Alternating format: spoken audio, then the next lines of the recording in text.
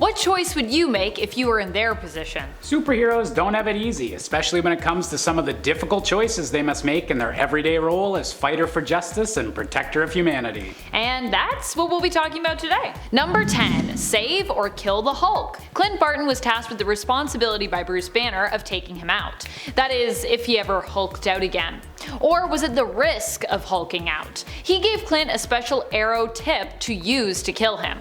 Or at least, it was supposed to kill him. Obviously, the Hulk of Bruce Banner is still very much alive as Immortal Hulk just ended and we just started a new Hulk series. However, while Clint didn't want to take out his friend and believed that Bruce was actually possibly cured of being the Hulk, he ultimately agreed to take on this responsibility. And as hard as it was, he was the one to fire that kill shot when he believed that moment had come. Granted, whether or not Bruce was about to Hulk out during this moment in Civil War II really remains to be seen, but Hawkeye at least saw a flash of green in Bruce's eyes, and claimed he had enhanced vision, which meant others present may have missed noticing this. You know what else people there missed? Trying to catch that arrow, which I know it's Hawkeye and I know he was hiding in a tree, but there's a lot of heroes there. I think Quicksilver was there. No one caught the arrow.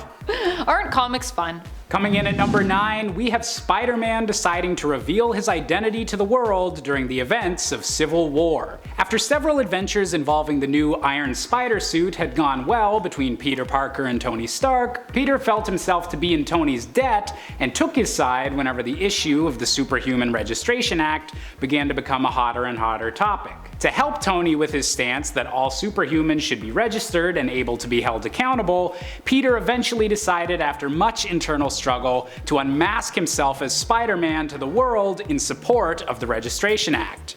And while it was a big moment that carried a lot of weight for Tony's side of the Civil War argument, it wound up causing an infinite amount of problems for Peter Parker's life, and the damage wouldn't be fully undone until the events of One More Day and Mephisto deciding to tamper with Spider-Man's timeline. Number 8. Save your best friend or save your lover.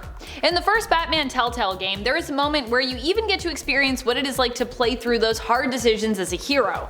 As Batman, you're forced to choose between saving your best friend, Harvey Dent, or saving your potentially romantic interest and currently your partner on the scene, Catwoman, aka Selina Kyle. Honestly, playing this game myself, I was sweating while making this choice. The added element of many of your decisions and reactions being timed means that it only adds to the realness of the pressure you feel in the game. Obviously, I decided to save Harvey, but I still felt bad. But you know, Catwoman, she's gonna be okay. She always lands on her feet.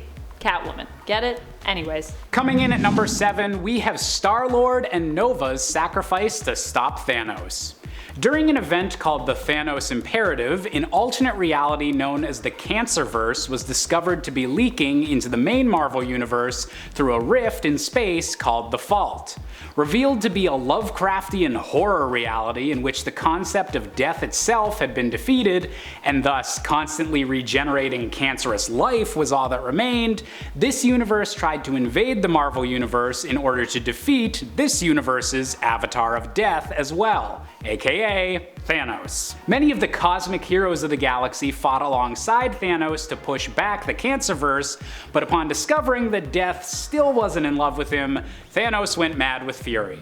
To prevent Thanos from absorbing the Cancerverse and destroying everything within the Marvel reality, Star-Lord and Richard Rider of the Nova Corps chose to remain behind in the Cancerverse to ensure that Thanos couldn't escape as well. And while all of these characters would eventually reappear one way or another in the main Marvel universe, sacrificing yourself to a universe literally filled with Lovecraftian horrors just to stop Thanos? That's one hell of a power move. Number 6. Save your mom or save the world. In the Flashpoint storyline, Barry Allen travels back in time to save his mother, ultimately changing the course of history and creating a Flashpoint, which leads to an alternate universe coming into existence.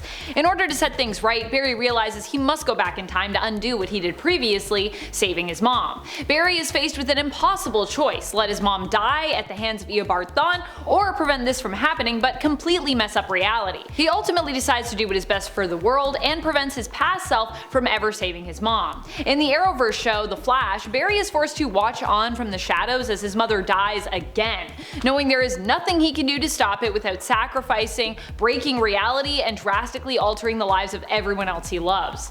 Ugh, it's hard. It's hard to watch. Coming in at number 5, we have Miles Morales choosing to let a civilian die in a deal with the devil. In a storyline that shows that the demon Mephisto is just a little bit obsessed with making deals with spider people, the evil entity appears to Miles following a battle between the young superhero team, the Champions, and the electricity-based villain Zazax, which resulted in the death of Miles' friend, Kamala Khan, aka Ms. Marvel. Promising that he can rewind time as a favor without any souls, blood packs, or debts involved, Miles decides to accept the demon's deal in his emotional state. Unfortunately, as demons often do, Mephisto twisted his own words. While he did rewind time and allow the Champions to be saved, it still resulted in the death of a civilian girl that Miles had just barely been able to save before. Unable to cope with the decision he unintentionally made over which life to spare, Miles winds up leaving the Champions, unsure if he really did the right thing. Number 4. Save your daughter or save the world. In an alternate reality where Exitar destroyed the Earth, Janet Van Dyne was the last human left alive. Or at least one of the last humans. Might have been a few more. She and Alex Summers, aka Havoc, are in a relationship together and have a daughter together in this reality named Katie. Katie is this super smiley, adorable, and joyful child, but unfortunately, her life would be short-lived. Kang had a plan for saving the Earth, but if Wasp and Havoc joined him, it basically meant giving up this current reality to restore the old one and save all their friends and all the innocent people who had died when Exitar won and destroyed the Earth. Ultimately, they agreed, but later Alex would learn how great the cost for this choice was. He didn't want to go through with it if it meant his daughter wouldn't get to travel back in time with them, and because she was only from this timeline, she kinda wouldn't. However, at that point it was too late for him to stop it from going into motion. Many fans of the Jan and Alex ship still hold out hope that their daughter Katie from the alternate reality of Earth 13133 might still somehow return one day. Coming in at number 3, we have Thor's choice to give up both of his eyes in pursuit of knowledge. Desperate for a way to prevent the destruction that would be caused by the Asgardian event of Ragnarok, Thor visited the Well of Mimir, where Odin had once given up his eye in exchange for forbidden knowledge.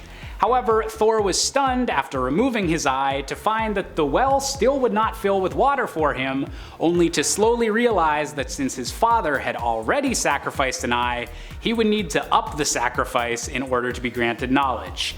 Thus, Thor did the extremely metal act of ripping out both of his eyes, and despite his now literal blindness, was able to see the proper path forward to save the Marvel Universe. Number 2. Iron Man or Captain America. One of the hardest choices any here had to make when it comes to modern Marvel comics was during the events of Civil War. The first Civil War at least. The choice was picking what side you were on when it came to the Superhero Registration Act. Were you for or against it? Those who found themselves allied with Iron Man, aka Tony Stark, were for it, and those against were on the side of Captain America, aka Stephen Rogers. Heroes the world over had to make their decision, swearing allegiance to whichever hero or simply side of the argument resonated the most with them. This was a complex fight as it took place within the superhero community, meaning that it was pretty unclear who the baddies were or who should really win, as both sides had pretty fair arguments and reasoning. Personally though, for me, I was on the side of Captain America. How about you? And finally, coming in at our top spot, we have Peter's choice from the very ending of 2018's Spider-Man PS4 video game. So if you're trying to avoid spoilers from a 3-year-old game, this is the time to shut your ears. One of the main plot points of this game's story is the Devil's Breath virus, a serum originally developed to cure the diseases affecting Norman Osborn's wife and son, but altered to completely rip apart someone's immune system instead. Following the dispersal of Devil's Breath into Manhattan by the Sinister Six, infecting thousands of people including Peter's Aunt May, Spider-Man is eventually able to find a small amount of antidote.